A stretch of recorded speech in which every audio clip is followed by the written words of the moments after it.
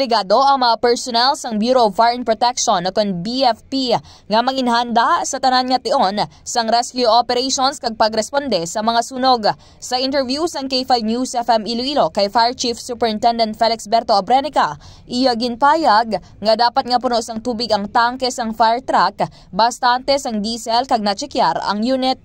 Ginpayag pa ni Abrenica nga instruction na ini nga dapat sa tagsa kaaga kag hapon checkeron ang kondisyon sang salakyan. Kagilayon nga mag-request kung may kinanglanon kay uhon. Samtang kung may guba pa ang fire truck, dapat nga ang mga malapit nga fire stations ang mag-augment.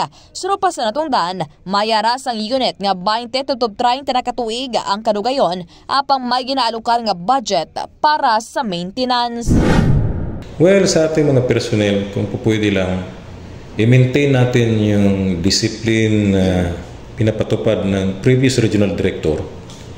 I-maintain natin yung policy niya kasi nandito kami para i-supervise rin lang sila.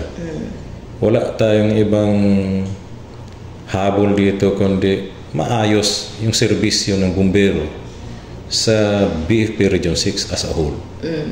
Balita gikan sa Western Visayas. Iresi ka K5 Kimon Tanyo Kaluyo para sa kabiyon nga balita serbisyo publiko kag kalingawan sa Iloilo. K5 News FM.